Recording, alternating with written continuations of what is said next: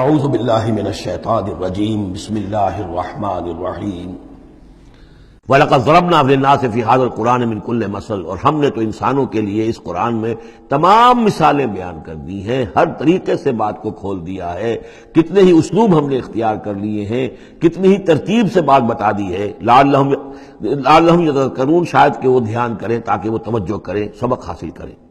قرآن عربی غیر ذی عوج، اور ہم نے اس کو بنا دیا ہے قرآن عربی، فصیح اور بلیغ عربی زبان میں یہ قرآن ہم نے اتارا ہے، غیر ذی عوج، اس میں کہیں بھی کوئی ٹیڑھ نہیں ہے، کوئی کجی نہیں ہے، سلیس ہے، اس میں کہیں پہیلیاں اور بجھارتیں نہیں بجھوائی گئی ہیں۔ اس میں جو ہے بعض اوقات ہوتے ہیں کچھ لوگ جو ہے اپنے علم کا دھونس جمانے کے لیے ثقیل الفاظ استعمال کریں گے، خاص طور پر وہ نہیں، اللہ تعالیٰ تو بڑی سلیس زبان کے اندر وَلَقَدْ يَسَّرْنَا الْقُرْآنَ لِلذِّكْرِ فَهَلْ مِن مُدَّكِرٍ، ہم نے تو آسان بنایا قرآن کو ذکر کے لیے، تو ہے کوئی جو اس سے ذکر حاصل کرے۔ قرآن عربی غیر ذی عوج لعلہم یتقون، شاید کہ وہ تقوی کی روش اختیار کریں۔ ضرب اللہ مثلا رجلا فیہ متشاکسون ورجلا سلما لرجل هل یستویان مثلا الحمد للہ بل اکثرهم لا یعلمون۔ اب یہ توحید عملی کے لیے ایک تمثیل دی جا رہی ہے۔ اللہ نے ایک مثال بیان فرمائی ہے ایک شخص کی، ایک ایسا غلام ہے جس کے کئی آقا ہیں، چار آدمیوں نے مل کر خرید لیا ایک غلام، اب وہ غلام چار کا غلام ہے، چار اس کے آقا ہیں۔ اب آپ اندازہ کیجئے کہ اس کی جان کس مصیبت میں آئے گی، ایک آقا کچھ کہہ رہا ہے، دوسرا کچھ کہہ رہا ہے، ایک باس جو ہے وہ کچھ کہہ رہا ہے، دوسرا باس کچھ اور کہہ رہا ہے۔ یہ جو ایڈمنسٹریشن کا اور مینجمنٹ کے جو اصول ہیں، تو اس میں جو سیدھی لائن جب تک نہ ہو اس سے تو سارا فساد بن جاتا ہے۔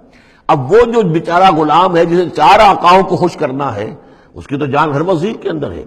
وَرَجُلًا سَلَمًا لِرَجُلٍ، اور ایک شخص ہے جو پورا کا پورا ایک شخص کا غلام ہے۔ تو ایک آقا کو راضی کر لینا، اس کی خدمت کرنا، اس کو مطمئن کرنا کتنا آسان ہے، جبکہ ایک سے زائد آقاؤں کو مطمئن کرنا اور خوش رکھنا اور ان کی خدمت کا حق ادا کرنا بہت مشکل ہے۔ یہی شرک اور توحید کا معاملہ ہے۔ ایک اللہ کے بندے بن جاؤ، اسی میں سکون ہے، اسی میں اطمینان ہے، اسی میں چین ہے، ذہنی سکون اور قلبی اطمینان بھی اسی میں ہے، روحانی سکون بھی اسی میں ہے۔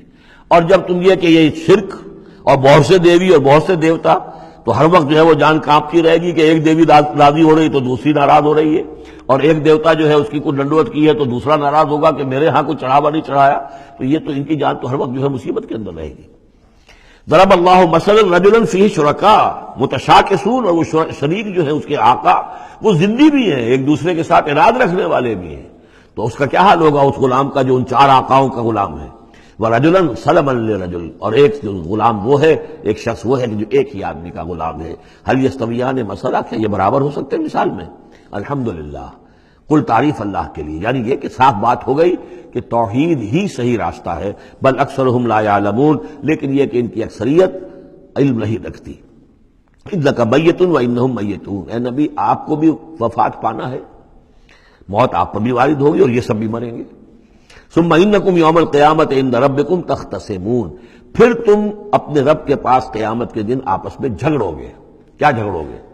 حضور کہیں گے کہ میں نے تو یہ ان کو بتا دیا تھا سارا کچھ، اللہ جو تو نے بھیجا تھا میں نے پہنچا دیا تھا۔ ان میں سے ہو سکتا ہے کچھ کھڑے ہو کر یہ پلی لیں کہ نہیں مجھ تک بات نہیں پہنچی تھی، یہ جھگڑا ہوگا پھر، کیونکہ اللہ تعالیٰ نے تو بھیجا محمد رسول اللہ صلی اللہ علیہ وسلم کو، اور جواب دہی ان سے بھی ہوگی۔ سورہ اعراف کی آیت نمبر 6 بڑے اہم آیات میں سے ہے وہ قرآن مجید کے، فَلَنَسْأَلَنَّ الَّذِينَ أُرْسِلَ إِلَيْهِمْ وَلَنَسْأَلَنَّ الْمُرْسَلِينَ، ہم ان سے بھی پوچھیں گے جن کے طرف رسولوں کو بھیجا، اور ان سے بھی پوچھیں گے جنہیں رسول بنا کر بھیجا۔ تم نے ہمارا پیغام پہنچا دیا تھا؟ جی ہم نے پہنچا دیا تھا۔ اسی لیے حضور نے گواہی لے لی تھی حجۃ الوداع میں، الا هل بلغت، لوگوں میں نے پہنچا دیا کہ نہیں؟ اور پورے مجمع نے کہا انا نشہد انک قد بلغت وادیت ونصحت، ہاں حضور ہم گواہ ہیں، آپ نے حق تبلیغ ادا کر دیا، حق خیر خواہی ادا کر دیا، اور آپ نے حق امانت ادا کر دیا۔ پھر آپ نے اللہ کی سے خطاب کرتے ہوئے آسمان سے بھی اشارہ کیا، انگلی سے اشارہ کیا آسمان کی طرف، اللہم اشہد، اللہم اشہد، اللہ تو بھی گواہ رہے، یہ مان رہے ہیں کہ میں نے پہنچا دیا۔ پھر آپ نے فرمایا فَلْيُبَلِّغِ الشَّاهِدُ الْغَائِبَ، اب میں نے تو تمہیں پہنچا دیا ہے، تمہارا فرض ہے کہ تم پہنچاؤ ان کو جو یہاں موجود نہیں ہے۔ یہ ہے سلسلہ جو شروع کیا ہے، یہ گویا کہ جو میں نے کل بتایا تھا رسول و رسول اللہ ہے۔ اب گویا کہ پوری امت جو ہے وہ اللہ کے رسول کی رسول ہے۔ اللہ کے رسول نے باقی پوری نوع انسانی کے لیے اپنی امت کو یہ کام سونپ دیا ہے کہ جیسے میں نے تمہیں پہنچایا تھا تمہیں پہنچانا ہے پوری نوع انسانی کو۔ تو پوری امت گویا کہ رسول و رسول اللہ ہے، اللہ کے رسول کی رسول، کہ اللہ نے بھیجا محمد کو اور محمد نے وہ ذمہ داری ان کے اپنے کندھے سے ان کے کندھوں پر منتقل کر دی۔ یہ ہے صورتحال جس کو دو جگہ قرآن میں کہا گیا۔ سورہ حج میں بھی ہم پڑھ چکے، هو اجتباکم وما جعل علیکم فی الدین من حرج الی قولہ تعالی لیکون الرسول شہیدا علیکم وتکونوا شہداء علی الناس۔ اور ادھر سورہ بقرہ کے اندر کہہ دیا گیا ہجرت کے ادھر ہجرت کے ادھر، یہ دونوں صورتیں ہجرت سے متصلا قبل حج اور ہجرت کے متصلا بعد البقرہ۔ اور ادھر کیا آ گیا وَكَذَلِكَ جَعَلْنَاكُمْ أُمَّةً وَسَطًا لِتَكُونُوا شُهَدَاءَ عَلَى النَّاسِ وَيَكُونَ الرَّسُولُ عَلَيْكُمْ شَهِيدًا، صرف ترتیب بدلی ہے۔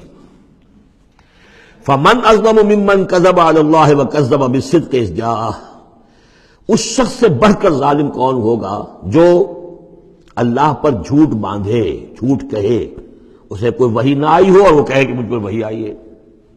وَكَذَّبَ بِالصِّدْقِ، یا اور یہ این اور یہ دونوں جمع کیجیے گا، وہ بعد میں بتاؤں گا۔ وَكَذَّبَ بِالصِّدْقِ، اور جھٹلائے سچی بات کو جب کہ اس کے پاس آ گئی۔ یہ دونوں ایک شخص کے کردار بھی ہو سکتا ہے کہ وہ اللہ پر جھوٹ تہمت جو ہے جڑ رہا ہے اور خود جو ہے جو اللہ کی طرف سے حق آیا ہے اس کی نفی کر رہا ہے، تردید کر رہا ہے۔ اور یہ دو اشخاص بھی ہو سکتے ہیں کہ ایک تو وہ سب سے بڑھ کر ظالم ہے کہ جس کو وحی نہ آئی ہو اور وہ کہے کہ وحی آئی ہے، اس نے کوئی بات اپنے جی سے گھڑ کر اللہ کی طرف منسوب کر دی، تو یہ کہ اس سے بڑھ کر ظالم کوئی نہیں ہو سکتا۔ تو اسی طرح اسی درجے کا ظالم وہ ہے کہ جس کے پاس اللہ کا کلام آ جائے، صدق آ جائے، سچائی آ جائے، وہ اس کو جھٹلا دے۔ الیس فی جہنم مثوی للکافرین، تو کیا جہنم ہی میں ٹھکانہ نہیں ہے ایسے کافروں کا؟ اب اس کے برعکس دیکھیے والذی جاء بالصدق وصدق بہ، یہاں بھی یہ دونوں احتمالات ہیں۔ اور وہ شخص کے جو لایا سچائی اور وہ شخص کے جس نے سچائی کی تصدیق کی، یہ بھی ایک ہی شخص بھی ہو سکتا ہے کہ کسی شخص کے کردار میں دونوں پہلو ہیں۔ وہ راست باز ہے، خود بھی اس کا سارا معاملہ راستی پر ہے، اور پھر یہ کہ جو راستی جو حق اس کے سامنے پیش کیا جائے فوراً قبول بھی کرتا ہے، تصدیق بھی کرتا ہے۔ لیکن یہ کہ عام طور پر خیال یہ ہے کہ والذی جاء بالصدق سے مراد یہاں محمد رسول اللہ صلی اللہ علیہ وسلم جو لائے ہیں سچائی اللہ کی جانب سے، اور وصدق بہ سے مراد حضرت ابوبکر ہیں رضی اللہ تعالی عنہ جنہوں نے اس سچائی کی تصدیق کی ہے۔ وجاء بالصدق وصدق بہ اولئک هم المتقون، یہی لوگ ہیں جو کہ متقی ہیں۔ لہم ما یشاؤون عند ربہم، ان کے لیے جو کچھ یہ چاہیں گے ان کے رب کے پاس وہ ان کو دے دیا جائے گا، فراہم کر دیا جائے گا۔ ذالک جزاء المحسنین، یہی ہے نیکوکاروں کا بدلہ۔ لیکفر اللہ عنہم اسوأ الذی عملوا ویجزیہم اجرہم بأحسن الذی کانوا یعملون، تاکہ اللہ تعالیٰ ان کے وہ اعمال جو برے ہیں وہ تو ان سے دور کر دے۔ یعنی ظاہر بات ہے کہ انبیاء تو خیر معصوم ہیں، ان سے تو کسی غلط بات کا جو ہے اگر کوئی امکان پیدا ہوتا بھی ہے بنائے طب بشری تو اللہ تعالیٰ محفوظ کر لیتا ہے اور اس کا صدور نہیں ہونے پاتا۔ باقی تو ہر شخص سے خطا ہو سکتی ہے، غلطی ہو سکتی ہے، تو اللہ تعالیٰ جو ہے ان کے جو برے اعمال ہوں گے انہیں تو دور کر ہٹا دے گا، نامہ اعمال سے دھو دے گا۔ کوئی لغزش ہے، کسی وقت کوئی خطا ہو گئی ہے، کوئی ایسی شے ہے کہ جو ان کے ہاں ناپسندیدہ ہے، ان کے کردار میں ہے، اللہ اسے دور کر دے گا، دھو دے گا۔ وَيَجْزِيَهُمْ أَجْرَهُمْ بِأَحْسَنِ الَّذِي كَانُوا يَعْمَلُونَ، اور ان کا جو جزا ان کی معین کرے گا وہ ان کے بہترین اعمال کے حساب سے کرے گا۔ ظاہر بات ہے ہر نیکوکار کے تمام اعمال ایک جیسے نہیں ہوتے، نیکی کے بھی درجات ہیں، اونچے درجے کی نیکی، اس سے کمتر درجے کی نیکی، اس سے کمتر درجے کی نیکی، لیکن اللہ جب اس کی جزا کا معاملہ طے کرے گا، مقام و مرتبہ، تو اس کے بلند ترین جو اعمال ہیں اس کے حساب سے اللہ تعالیٰ اسے جنت میں مقام عطا فرمائے گا۔ جو برے ہیں ان کو دھو دے گا، پاک کر دے گا۔ والذی جاء بالصدق وصدق بہ اولئک هم المتقون لهم ما یشاؤون عند ربہم ذلک جزاء المحسنین لیکفر اللہ عنہم اسوأ الذی عملوا ویجزیہم اجرہم بأحسن الذی کانوا یعملون۔ صدق اللہ العظیم۔